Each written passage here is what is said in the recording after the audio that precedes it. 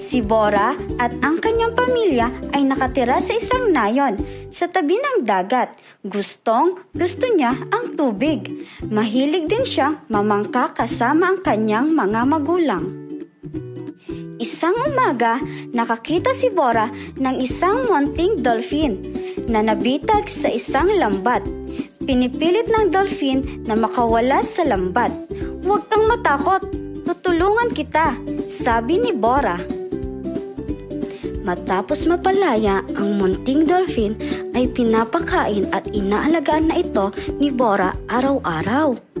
Minahal na niya ang dolphin at itinuring bilang isang kaibigan. Ngunit, isang araw, ang munting dolphin ay hindi na nagpakita kay Bora. Labis na nalungkot si Bora at nag-aalala sa kanyang kaibigan. Bumabalik pa rin si Bora sa tabing dagat araw-araw upang hintayin ang muling pagbabalik ng dolphin. Makaraan ng maraming araw ay muling bumalik ang dolphin. Tuwang-tuwa si Bora, ngunit tila nag-aalala ang munting dolphin. Lumalangoy ito ng pabalik-balik na para magusto nitong lumusong sa tubig ang kaibigan. "Ano iyon, munting dolphin? Paano kita matutulungan?" tanong ni Bora. Sumisid at umaw ng dolphin na may dalang isang munting mahiwagang bato. Binigay niya ang bato kay Bora. Mahigpit na hinawakan ni Bora ang bato habang isang kamay naman ay nakaakap sa dolphin. Nagulat si Bora na siya ay may kakayang huminga habang sila ay sumisisid sa dagat. Lumangoy sila hanggang sa marating ang tirahan ng mga dolphin.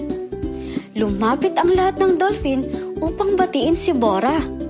Humingi ng tulong ang pinuno ng mga dolphin kay Bora. Napaisip si Bora kung anong pwede niyang maitulong sa kanila. Dinala si Bora ng pinuno ng mga dolphin sa isang bahagi ng dagat na hindi pa niya nakikita. Punong-puno ang lugar ng mga palutang-lutang na mga basura at naamoy ang mga mabawang kemikal. Lumangoy sila sa ibabaw na bahagi ng dagat malapit sa mga basura. Langhap na langhap ni Bora ang nakakasukang amoy ng basura. "Umalis na tayo rito," sabi ni Bora. "Hindi maganda sa kalusugan ang amoy na ito." Nang paalis na sila, isang grupo ng mga dolphin ang mabilis na lumalangoy patungo sa kanila. May nakabuntot sa kanila na isang sasakyang pangisda na may malaking lambat. Sinubukan nilang lumayo at tumakas, ngunit si Bora at ang dolphin ay nahuli ng lambat. Hindi nila alam kung ano ang gagawin. Naalala ni Bora ang kanyang mahiwagang bato. Ginamit niya ito upang putulin at makawala sila sa lambat.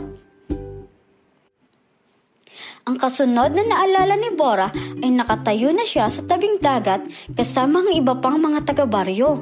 Sa gitna ng dagat, kitang-kita ang sanhi ng mga basura.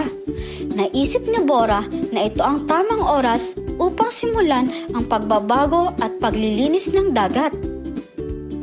Hinikayat ni Bora ang mga tao sa baryo na linisin ang dagat. Pinakausapan niya rin ang lahat na iwasan ang pagtatapon ng langis at kemikal sa tubig. Sa muling pagbisita ni Bora sa dagat, malinaw at malinis na ito. Gusto niyang magdiwang kasama ang mga kaibigan niyang dolphin. Ngunit, nasaan na kaya ang mga ito? Isang araw, habang kasamang namamangka ni Bora ang kanyang ina sa ilog, nakita nila ang mga dolphin. Masaya ang mga ito na tumatalon-talon at nagtatampisaw sa malinaw at malinis na tubig dagat. Ngayon ay nagtutulungan ang lahat ng mga taga-baryo upang panatiling malinis ang dagat at mapangalagaan ang mga dolphin. Dahil sa kalinisan ng tubig dagat at sa mga dolphin na palangoy-langoy dito, nakahikayat ang baryo ng mga turista mula sa iba't ibang panig ng mundo.